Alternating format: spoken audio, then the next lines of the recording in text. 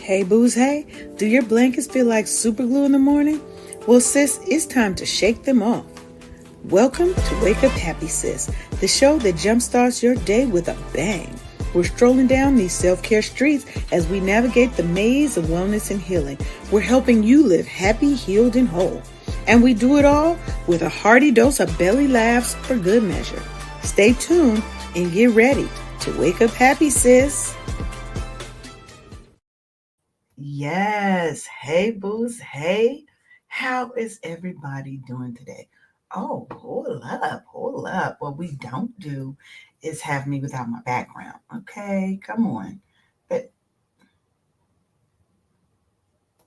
okay, now you want to act up. You see how it always trying to act up? But we're not having that today. Okay? We are not having that today. Now it's trying to say it doesn't want to do it. First of all, we don't have a green screen. Maybe it ain't gonna work today. I don't know. I guess you guys will just get the little background today because, baby, it don't want to act right. But whatever. The show must go on. We're gonna try this one more time because since when did you not take my backgrounds? Oh, now they're saying we have to have a green screen. Hold on, y'all. Hold on, y'all. Let me get my other light working. Maybe that's the issue. There's always some mess trying to stop us. It's okay. It's all right. We're going to work it out. I ain't gonna stress. Now, let's get to this show. All right. Hey, booze. Hey. I'm your girl, Leanne Dulce, the host of the Wake Up Happy Sis show. You're tuned in live on KCCR Cityscape Radio, where we're changing the narrative for our people because we are always telling our story our way, and we're unapologetic about it. So today we're diving into a topic that honestly is close to my heart because I know I have friends who have lived this life. And that's caregiving. And as a mother, we know what caregiving is. As an adult child who may have to take care of their parents, other family members, husbands, wives who have illnesses, we know all about that. November is National Family Caregivers Month. And in this episode, Caregiver Circle Love and Burnout, is really dedicated to all you incredible women and men out there who give so much of their lives to others every single day. We're talking about how you're going to recognize the signs of burnout, how you're going to set boundaries that help protect your energy, how you can build your own self-care toolkit, and how you can sustain self-love on this caregiving journey because it is a lot. It's time to stop running on empty and start refilling your own cup. You know, we say that a lot around here, and we're going to keep saying it and keep saying it.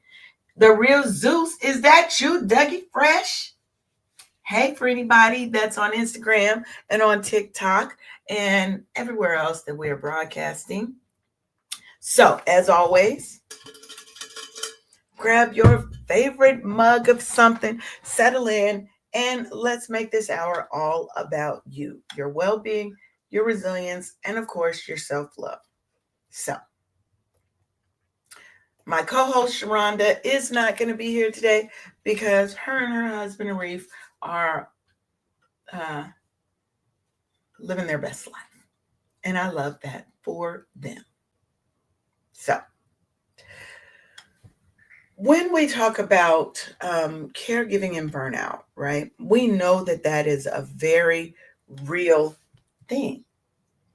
When you are used to having to take care of another person, and that becomes sometimes the majority of your life, not to mention the fact that you probably still have a day job, right?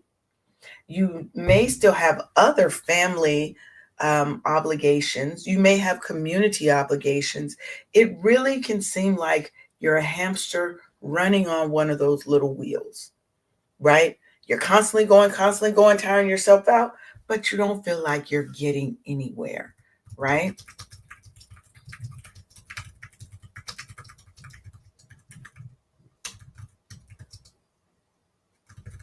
So, what we want to do today is I really want to feed and pour into you because without you, our lives are meaningless. Our lives, the lives of those you care for, are always enriched because of the caregivers and their amount of selflessness. If you had a parent who has had dementia or who has dementia or who has gotten really ill and just maybe elder and they can no longer take care of themselves, that becomes your lifestyle. A lot of times we give up who we are, what we want to do, so that we can take care of those that we love.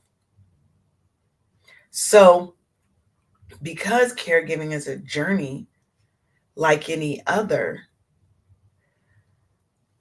sometimes I feel like it's this kind of love that takes you to the very edges of your heart. And sometimes it's filled with so much pride and joy. But other times, baby, it is stretched beyond what you thought you could bear. And you feel like it's going to break at any turn. Does that sound familiar to anybody? That happened to me even as a parent, right? Um, as you know, this is a drop-in show. If you have something you would like to share or contribute, you can head on over and you can come on in the room with me. Now, for those of us who really take on the role of caring for others, life really becomes a delicate balance between giving of yourself and holding on to ourselves. Because am I giving or am I holding on to me? Most times that scale ain't even balanced, baby. It is tipped way over on the caregiving side to the point where we are running ourselves ragged, where we are exhausted because we are caring for others and we sometimes forget to care for us. And for so many caregivers, life becomes this kind of series of, yes, I'll handle it. No, I got it. I don't need any help. I'll rest later. I got to do X, Y, and Z. But that later fails to come. Days start to blur together. You have all these demands tugging at you from every which way. You've become the rock in your family, in that existence, right? You have become the one that everybody goes to, everybody relies on. You are the steady one. And while this was a role that you took out of love, out of dedication, or even out of duty, I don't mean it doesn't wear on you, that it doesn't break you down, that there are days when your spirit just feels bone tired, right? Because you're carrying that weight of not just your responsibilities, but another person's health and well-being on your shoulders. Sometimes that can feel like the weight of the world right here. My shoulders. Just in case you guys didn't know, I used to have what you call it. That's why they look at me trying to be like this. I don't want to get eaten. So, if you're a caregiver and you can relate to this living in a quiet struggle, and from the outside, you look so put together, right? You look so strong. You're handling everything. Nobody can shake you. You're this pillar of confidence. But on the inside, There's a battle going on between self sacrifice and self preservation. It's the inner conflict of wanting to be everything for everybody because that is what we're used to. That is what we're called to do. That is what we're pushed to do. But you feel like there's nothing left for you. You wake up tired sometimes, you go right on back to bed tired because that is what your day has become. But here's something that you need to know: you don't have to always put on a brave face.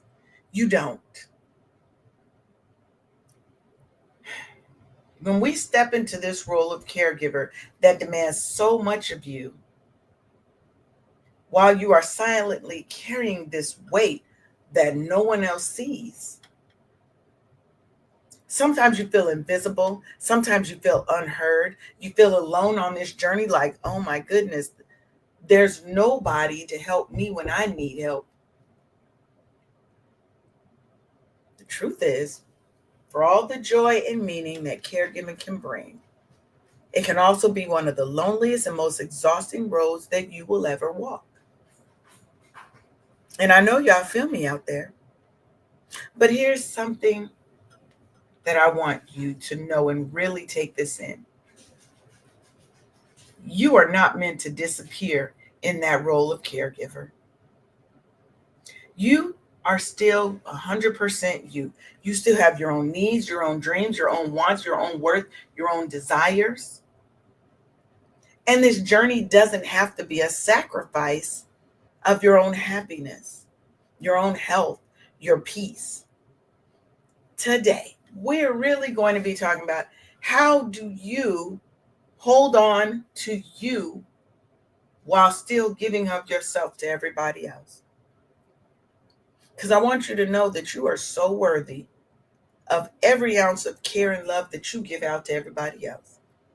And it's really time for you to make room of that in your life. It's time for you to fight against the burnout. It's time for you to start setting those boundaries, protecting your peace, saying no sometimes, right? We can't always be everything to everybody. And I know that's hard to hear because you're used to doing that. Sometimes you don't know how to exist outside of that. But you are still you. You still deserve and you still require love and self care. So let's start by talking about how do we recognize when we're burned out as caregivers, right? Now, burnout, emotional exhaustion, it really isn't just this feeling of being tired. It is really a pervasive weariness that really impacts your ability to feel, to connect, even with the people that you are caring for. Sometimes you have this major disconnect. That's maybe a sign of emotional exhaustion. A lot of caregivers report that they feel a disconnect from their emotions, and they often mistake it as numbness. I just feel numb. It's exhaustion. And it can lead to resentment, it can lead to frustration, and it often leads to guilt. I'm taking care of my mother with dementia, for example. I'm exhausted. She's having a spell. Maybe she got lost, got out the house, got lost. You're feeling guilty because you thought you could take a nap or you thought you could go to the store. I had a friend who was taking care of her husband who was suffering from Alzheimer's. And she literally just went to the store 10 minutes up the street. So in that, let's say 30-minute time it went for her to go to the store, pick some things up and come back. Her husband had taken the keys to the other car, to his car, packed up his stuff, And luckily, he didn't drive that car. He was sitting in the back seat of the car waiting to go home, waiting for his caregiver to come back and take him home. She was exhausted and just thought she could run to the store and pick up a thing or two, and felt guilty coming back because what would have happened if he had gotten in a car, right? But it's essential that you recognize that this level of tiredness is way more than just you're having a rough or a bad day. It's a sign that you are running on empty. It's a sign like you wake up feeling defeated or sad. You're experiencing a lack of motivation to do the things that you once loved. And you're always feeling on edge, even when it's a calm situation, you still feel on edge. But that's just one type. There's also compassion fatigue. And that's when empathy turns into overload, baby. The very empathy that makes you a loving caregiver has become so overwhelming. It's just become too much for you. And it can manifest in a lot of subtle ways. You ever been irritated, just irritated out of the blue when someone asks for help? Feeling cut off from those that you care about, that you're caring for. But I want you to know this doesn't mean it's a failure on your part. It's just a physiological response to prolonged stress. And compassion fatigue often develops after months and or years of caregiving, and you can become and it really can become chronic if it's unchecked. Now, if you're feeling jaded, you're feeling cynical about caregiving, or you're starting to view it as a burden instead of an act of love, that might mean you have compassion fatigue, right? And then there's physical health. Your physical health can, start to decline when you're experiencing burnout. Because burnout doesn't just live here, it shows up in your body. Constant headaches, muscle tension, digestive system issues, sleep disturbances. Your body might be signaling you that it is burned out, right? And medication doesn't seem to be helping. Taking the gas X pills, nothing's working. Your cortisol levels are high, they're rising, they keep rising. And that's the stress hormone for those who don't know. Those cortisol levels, cortisol is that stress hormone. And over extended periods of time is staying high. That's when sometimes those physical traits are going to start showing up. Your body is wearing down. It happens. And that means you might have longer recovery times. The tension headaches and stress headaches are lasting longer. You're also going to be more susceptible to other illnesses. Now, some physical symptoms that you start to have, like I said, the headaches, the digestive issues, sleeping problems, immune system suppression, you're getting sick a lot more. That means it's time for you to start addressing burnout and start addressing it fast. Quick, fast, and in a hurry. You need to get to the doctor. Talk to somebody, talk to a professional. But it's not just those things. It's not just physical.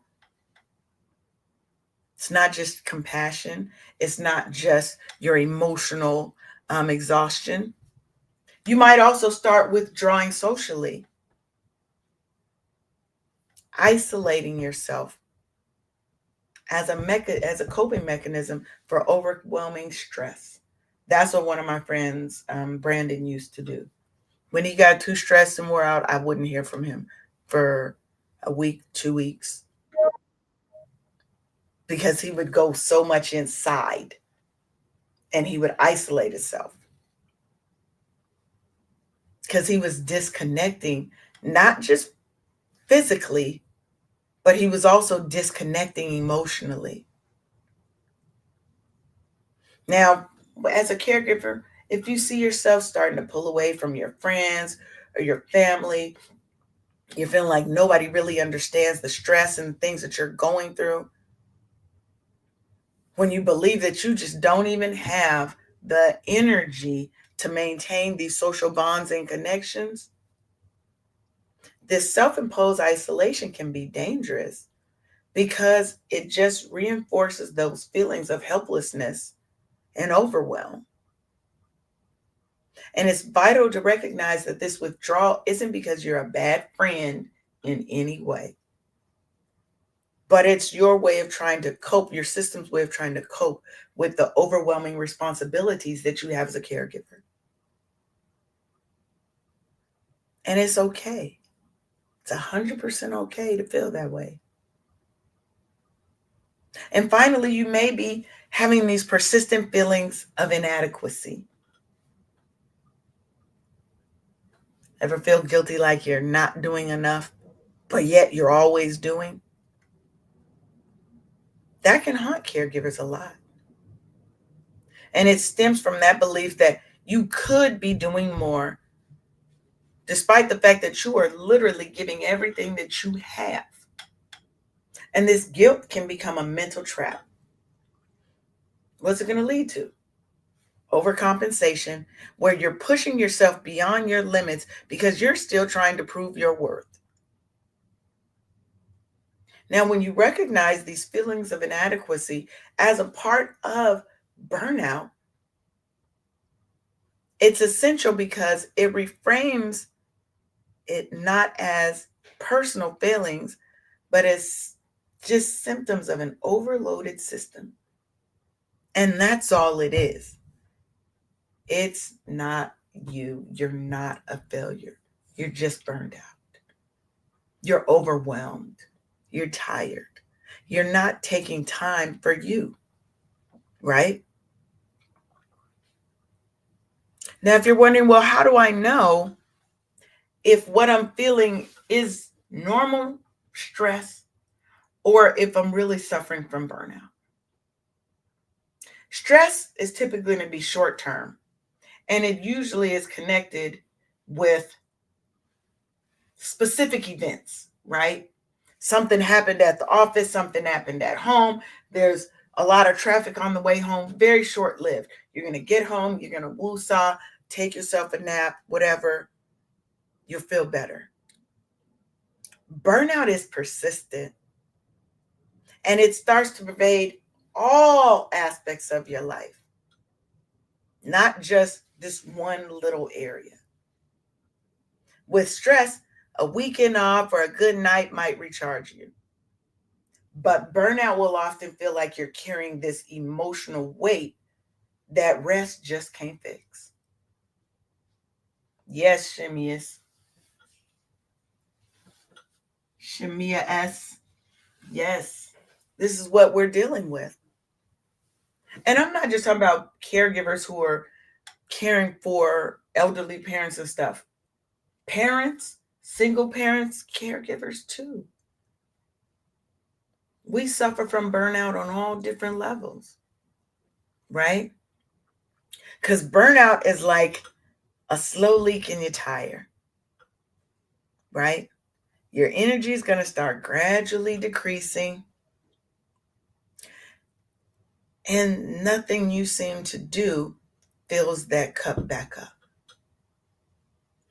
Now, some of the key indicators that you may be suffering from burnout and not just regular stress is an ongoing feeling of emotional numbness, right?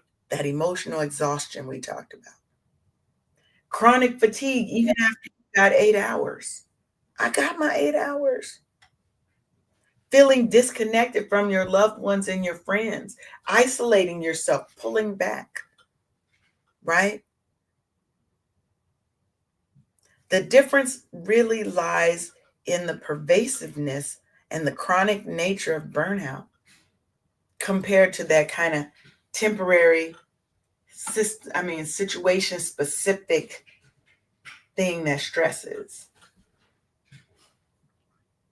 Now, if I realize, okay, maybe I am suffering from burnout. I don't know why people always like to call me while I'm on my show. On my show, ma'am. Don't call me during show times. Thank you. Okay, sorry guys. So I realize I'm suffering from burnout. I'm in the midst of it, right? It's already starting to affect areas. What can I do? I need something. The first thing you have to do is you have to acknowledge that you're suffering from burnout and do it without guilt. That's usually the hard part, is the without guilt. You have to recognize, uh,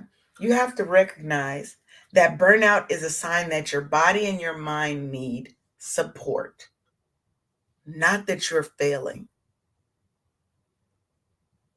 Let me say that again. You have to recognize that you need support, not that you are failing.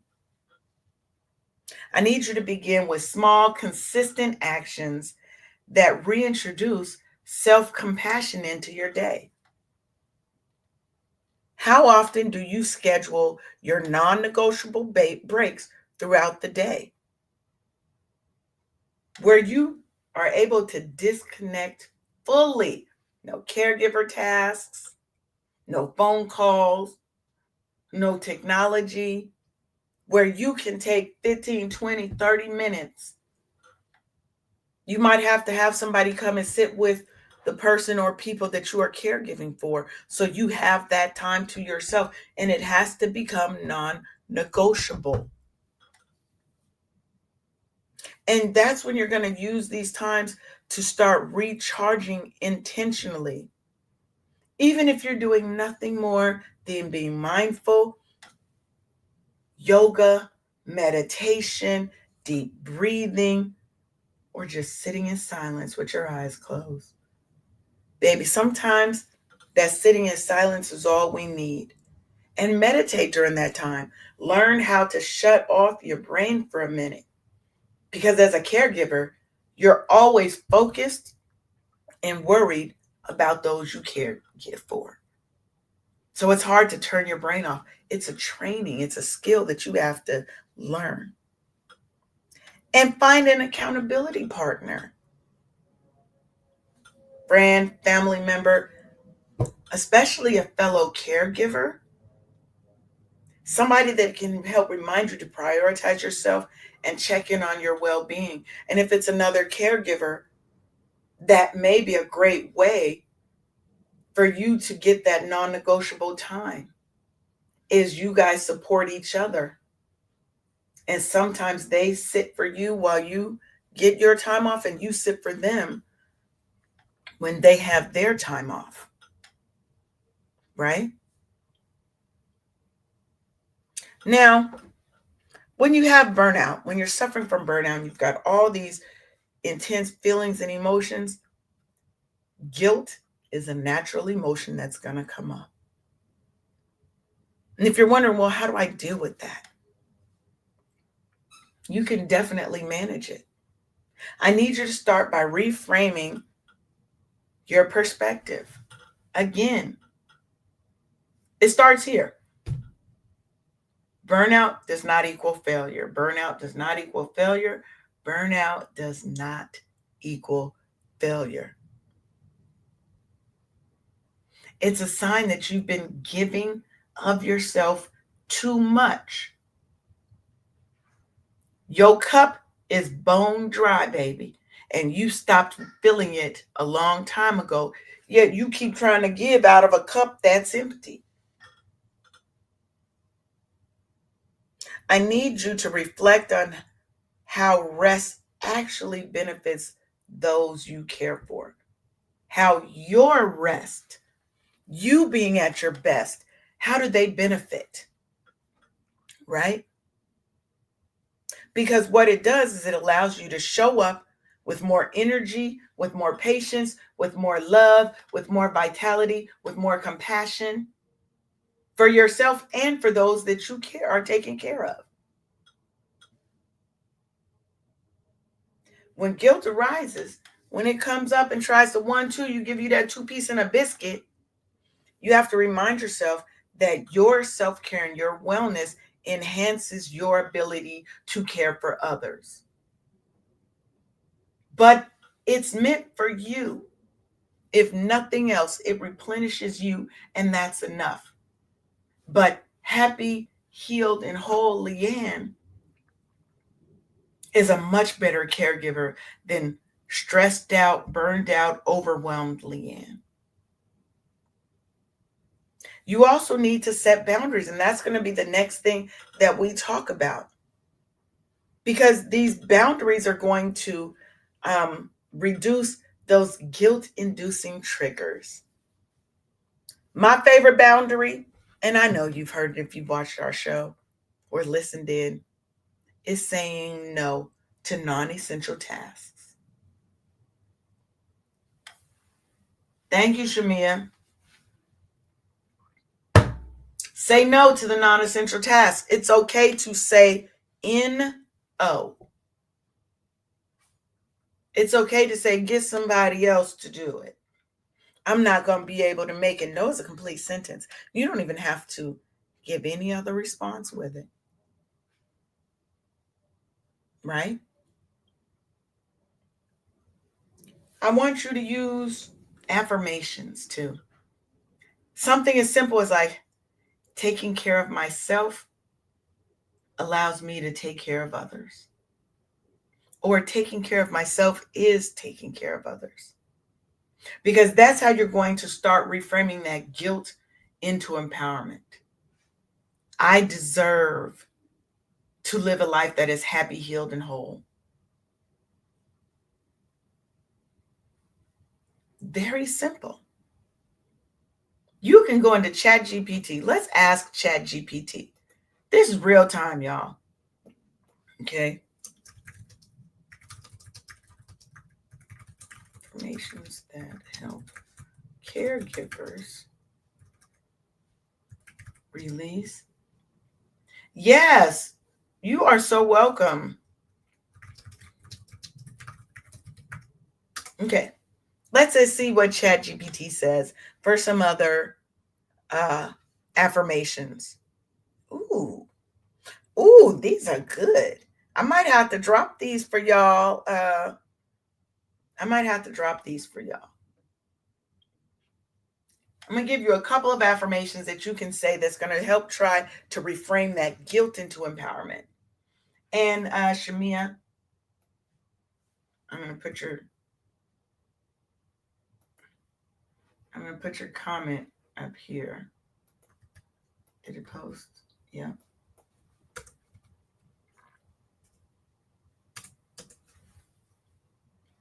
So I want to be able to pin your post.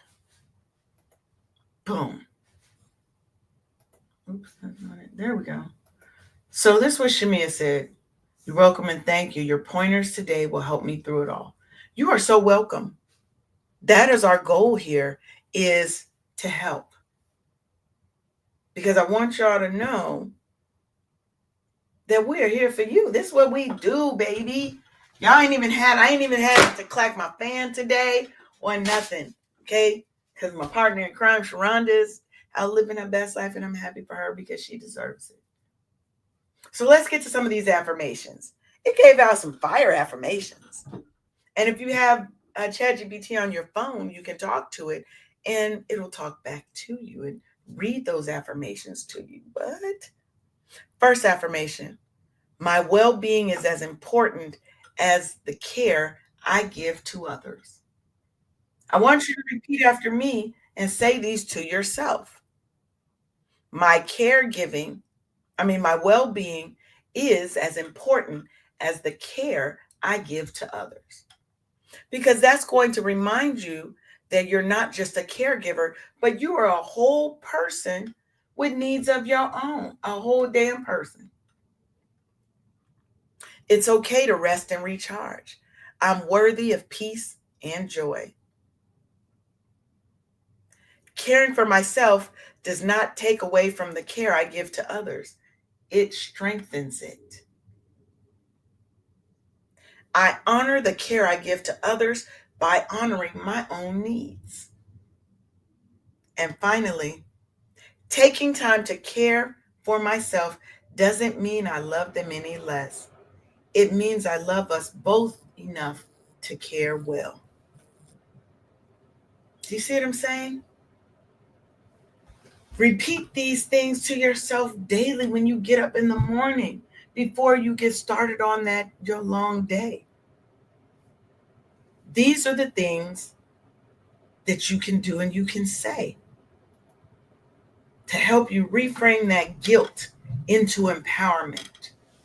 Reframe those feelings of inadequacy into feelings of empowerment, self love, self compassion, right? Now, we also need to talk about these boundaries that you probably have failed to set in your life. That's another reason why you're feeling overwhelmed, overburdened, disconnected, and super stressed out and burned out. But here are some practical techniques to help you set and maintain, because ain't no point in setting it if you're not going to maintain it. Thank you for the hearts over there. Thank you. Thank you. Thank you, Thunder Biz Buns. Thunder Buns. Thank you. I love that name, by the way. Amen to Thunder Buns. So, first, you got to understand the purpose of boundaries. I think for a lot of caregivers, we feel that boundaries are a barrier to love. Nothing could be further from the truth. Boundaries are actually an essential tool for sustaining love. Because without boundaries, caregiving becomes overwhelming and it just becomes unsustainable. Because you're doing for everybody. You don't know what no means. All you know how to say is yes. And you're slowly killing yourself because you're doing for everybody and not doing for self. Boundaries are going to help you conserve emotional and physical energy so that you can show up fully when you need to. I want you to think of boundaries as this invisible energy protector that's allowing you to recharge and refill your cup without guilt. Without guilt. That's the hard part. Because whenever you, as a caregiver, whenever you want to take time for yourself, the first thing that hits you is, how dare you? How could you? Now, if you're over here on TikTok, don't feel like you can't give me some more love, some more hearts, some diamonds, some something. Help your girl out over here. Now, how do we start to put those boundaries in place? The first one is, I already said it. I need you to start using the word no as a powerful self-care tool. And I know it's challenging to say no when you are probably a people pleaser. You want everyone to feel happy and safe, right? You want everyone to have the best. But you're included in that, everyone. So you can't always say yes, right? Because yes feels like it's a part of the job, but it isn't. Start small by saying no to things that are non-essential. Like other tasks that you could say, get somebody else to do it. Start by saying no to those non-essential tasks. I need you to remind yourself that no doesn't mean you're withdrawing care and withholding care from the loved ones. It means you're ensuring you have enough energy to keep caring without depleting yourself, to keep your cup, y'all hear that, from being empty. You're supposed to give out of your abundance, out of your overflow. What's in the cup is for you. What's overflowing into the saucer is for others. You can't keep giving and depleting yourself and thinking that you're actually even giving them the best that you have, because you're not. You're just not able to. Now, begin with small boundaries. Sometimes we can't do the boundary thing because we think we have to set these big, grandiose boundaries, these definitive hard lines. Cross this, you're out. Start small. Say no to some non essential tasks. Allocate 15 minutes a day for uninterrupted me time. And you have to be consistent in enforcing these minor boundaries, because what it's going to do is going to help you build confidence, and it signals to others that your needs matter too. And that's super important, because I think sometimes we forget and others forget, right? Now, over time, these small boundaries are going to add up, and you're going to have this significant protective buffer against burnout. Now, you also need to communicate those boundaries, because there's no point in creating, but you can communicate them with clarity and with compassion. You don't have to wait until you're super stressed and then you're popping off on people with the boundary. Open communication is key when you're setting boundaries with family and with those you're caring for. Just use clear I statements. Start with that. I need 10 minutes of quiet time each evening so that I can recharge my battery. Communicate that these boundaries are going to allow you to maintain the energy that you need to care effectively, because you have to help others understand that the boundaries benefit everybody. Boundaries don't just benefit you. Okay? They don't just benefit you. The boundaries are there for everybody. Think of the boundaries like little contracts. Contracts have clauses in them that help me, but they also help you as well. Because everybody understands, everybody knows, we're all on the same page. We're moving forward in the same direction. There's no misunderstandings, no miscommunications. I need 10 minutes of quiet time each evening. And then I need you to also establish some mental boundaries for your own emotional protection, because these mental boundaries are just as important as the physical ones. You can create a visualization technique. Think about this. Imagine putting on an armor of calm. Imagine mentally closing the door on those caregiving responsibilities when you're off duty, when you're having your 10, 15 minutes of me time. These mental shifts are going to help prevent your caregiver role from just completely blending into your personal identity, because you are not just a caregiver, you are so much more. And it's going to give you that space that you need to breathe. Sometimes we don't give ourselves that, right? We don't even know what that is. Space to breathe. What is that? Oh my God. But you require it, you deserve it. If you're not going to give it to you, who's going to give it to you? Right? So, you've been tuned into the Wake Up Happy Sis Show on KCCR Cityscape Radio, where we're changing the narrative for our people because we're always telling our stories our way. We'll be back after this brief word. Hey, sis. Ever feel like you're on the verge of a meltdown? Are you overwhelmed from juggling your job, your family, and trying to fit in me time, but seriously dropping the ball on that last one? Guess what? You're not alone. Introducing the Burnout Recovery Kit. It's your 14-day lifeline to go from burnt out to lit up. Get ready to reclaim your joy, energy, and that I got this attitude. Grab your free ebook, a purpose-driven workbook, daily email prompts, as well as SMS boosters and Q&A sessions. It's like a spa day for your soul, and guess what? It's totally free. Don't waste another minute feeling drained. Go to officialburnoutrecoverykit.com right now and kickstart your transformation. The Burnout Recovery Kit, because you deserve to be at the top of your own to-do list. Don't just cope. Thrive, sis. Y'all hear that music? That music's so sexy. You ain't gonna hear that beat nowhere else, and if you do, let me know because they jacking my swag.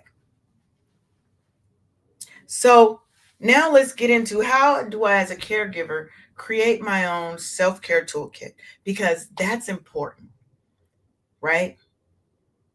Because when you equip yourself with personalized, long-lasting long-lasting self-care toolkit that meets your emotional, physical, mental, and spiritual needs, baby, burnout will be a thing of the past for you.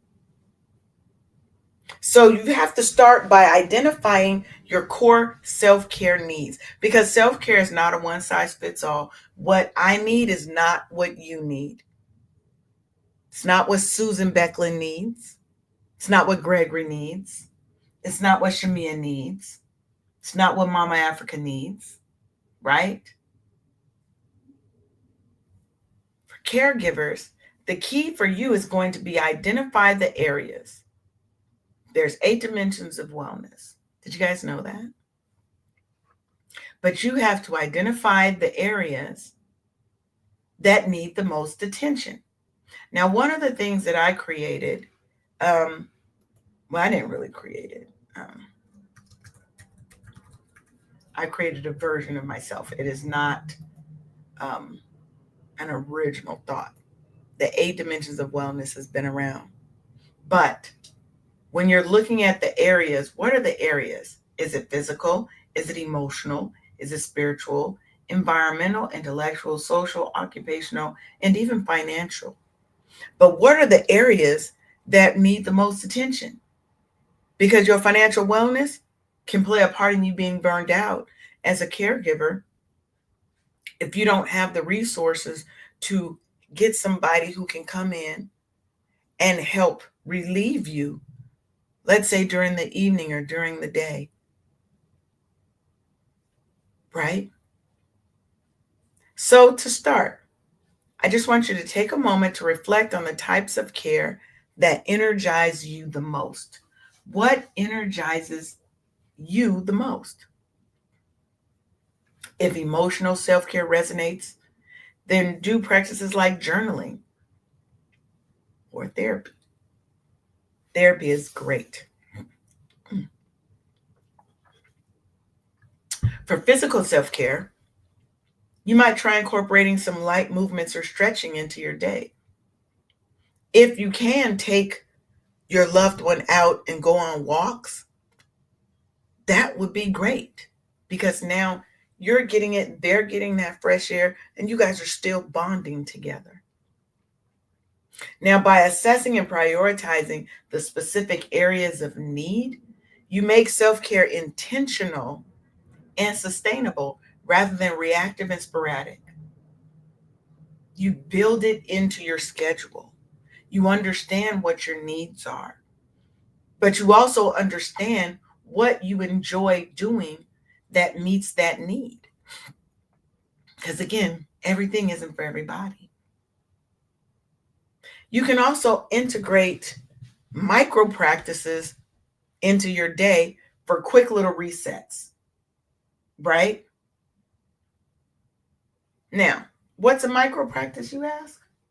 They're these small little manageable activities that you can do in quick amounts of time. It could be journaling, but quick journaling, 3 minutes. It could be mindful breathing, where you just do a minute of, or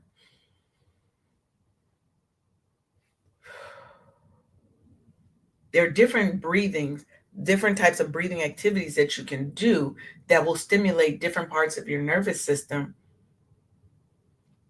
to help reduce and relieve stress. Creating gratitude lists, using affirmation cards, or just reading affirmations. These practices are accessible even on busy days because they're quick and they can offer a significant mood increase in just a few minutes' time. For instance, if you create a quick gratitude list, it helps ground you because it's shifting your focus from your stresses to your blessings. Okay, stressings to blessings. Deep breathing exercises, especially diaphragmatic breathing. Say that 3 times. Breathing from your diaphragm, not your chest. From your, where when you breathe, your stomach expands and contracts. Okay? That diaphragmatic breathing has been known to reduce your cortisol levels, which lowers your stress instantly. Come on now. Now, these little micro practices collectively help prevent stress from accumulating. And that's what ends up triggering the burnout because you've got stress upon stress upon stress upon stress. You can only pile so much before the bridge breaks, right? So, prioritizing physical self care through movement. Now, physical activity doesn't even matter if it's brief, it has such a powerful impact on your mental health and your energy levels. 5 minutes of movement can increase your dopamine and your serotonin, and those are the chemicals in your brain that boost your mood. Morning stretches, a quick walk around the block. If you've got a dog, take your dog for a walk. If you got a cat, take your cat for a walk, right? Doing some gentle yoga. Those kind of things can be these mini resets that you need throughout your day. Now, for caregivers who are often stationary or always focused on others, intentional movement really can serve as a reminder for you to reconnect and stay connected with your own body. That's so important because what that's going to do is counter this that physical stagnation that sometimes you have as a caregiver. Now, I want you to also create a calming space for daily rejuvenation. Where's your calm zone? Where is your safe space? I want you to create a space in your house. It might be a chair, it might be a corner, it might be a windowsill. Hell, if you got a big enough closet, it might be a space in your closet, right? If it's a windowsill, it might be a windowsill in your house where you get some beautiful natural light. But I want you to then take this space and fill it with items that promote relaxation. A soft blanket. One of my friends has the softest rug ever. I'm a very sensory touch person, right? A soft blanket, your favorite book, a candle, a really calming playlist. Not something sad though, some jazz, maybe, or your favorite slow songs that are still uplifting and motivating. Nowadays, you can go and create your own songs, right? Now, this space becomes your go to spot. Whenever you're stressed, when you need a mental or emotional timeout, your 10 or 15 minutes of me time that you're starting to set as your boundary in your life? You see how these things are starting to come and work together for your good? Every time you enter this space, start with a calming prayer. Start with some deep breathing exercises. 1 minute mindful breathing. Breathe in for 5 seconds, hold it for 5 seconds, slowly breathe out for 5 seconds. Do that for 1 minute.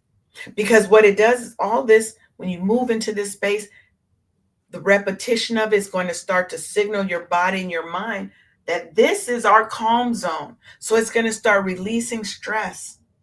And that's going to be your consistent space of refuge. Those are the things that we need, right? And you can also make a joy list and schedule time for the simple pleasures in life. We need that. We deserve that. So, what you're going to do is you're going to create a list of activities or small joys, things that bring you happiness. It could be as simple as listening to your favorite song, that one that you just got to get up and be like, like, it's going to make you get up and dance around. Your favorite drink, tea, cocktail, whatever. I ain't here to judge. Just don't do it in excess if it's liquor. Looking at family photos or going through old videos. If you were like old school where you had the tapes from family trips,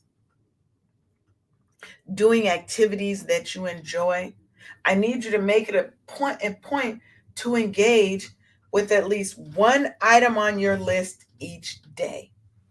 Now, this joy list is reminding you that self-care isn't just about fixing what's broken.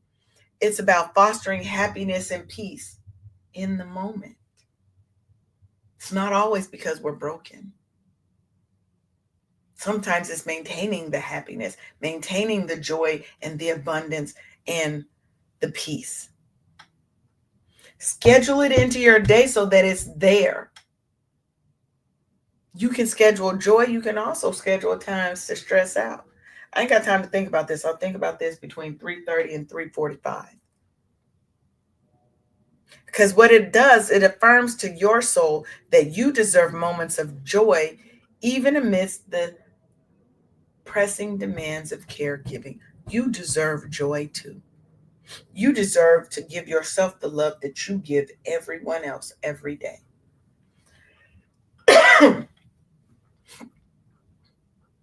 And finally, we're turning this into a weekly self check in routine. So we've got our list of joys that we're going to interact with daily. And then on the end of the week, you need to check in with yourself because it allows you to tune into your needs before they escalate into burnout. So just do a quick check in.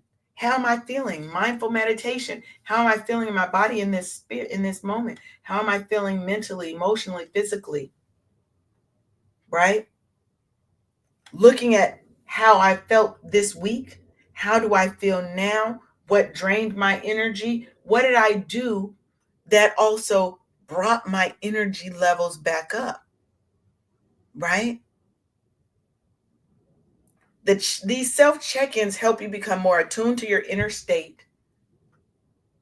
You're going to be more attuned to what triggers you, what is stressing you, and what helps you get out of it. So you can make adjustments proactively instead of reactively.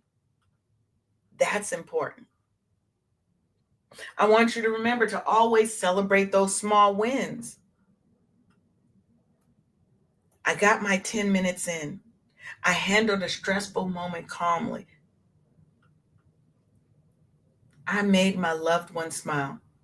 There's a lady, Aunt D, who I follow on TikTok, and she has two special needs daughters. One who has autism and one who is a nonverbal um, autism, I guess. she needs to take time for herself. You can see that she doesn't take a lot of time for herself because she puts everything that she has into her daughters, and they're grown, but they still require a lot of help. They will never be able to live on their own. My hope for her is that she's checking in with herself, that she's celebrating the small wins that she has, not just their wins, but the wins that she has, and that she's scheduling these non negotiable breaks for consistent renewal. Because, and that she's setting her boundaries and standing on those boundaries, because that's important. All of these things together create your own self-care and wellness routine that's going to help you as a caregiver defeat burnout and prevent it from coming back. So I want you to leave this space today knowing that self-love is not a luxury. It is your birthright. You're worthy of the same love and care that you give to everyone else. And taking the time to nurture yourself is a gift that you're giving to everyone around you. I need you to remember, you don't have to do it all to be enough. You are enough just as you are. I need you to allow yourself the space to breathe, to rest, and to replenish. Fill that cup back up, baby. You cannot keep fighting this good fight alone and not replenishing yourself. It's all about putting you back on your priority list. I want to thank you for joining me today. This was a good show. This was a really good show. We talked about how to set your boundaries. We talked about creating your self-care toolkit.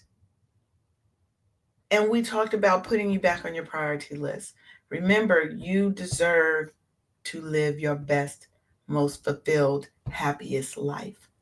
You deserve the love and the care that you give those around you. We'll see you on Monday. Monday, we got a special show. So I want to make sure that you guys are in the building. Monday, we are going to have two of my friends coming in, and we're going to be talking about, let me scroll up, own your pleasure, own your power, breaking free from shame. Yes, we are talking about your sexual health and your sexual wellness and pleasure, baby. I've got two of my good friends coming on, Dr. Roderick Stewart, who is a sex medicator with an M, okay? And he's an actual physician, doctor. And my friend LaCara Simmons, who is an advocate, a professor. I got them powerful friends. I got them good friends, okay? And they're going to come and we're going to talk about how do you own your pleasure, own your power, and get away from the shame that they try to label us because we want to be sexual beings and own and enjoy our sexuality. So we'll see you back Monday. Y'all have a wonderful day, a fabulous weekend. And remember, schedule in that me time, baby. You deserve it. We'll see you later. Thanks for tuning in to another episode of the Wake Up Happy Sis Show. Join us live every Monday and Thursday at 10 a.m. Eastern for more joy, healing, and sisterhood. Until next time, keep thriving unapologetically, sis.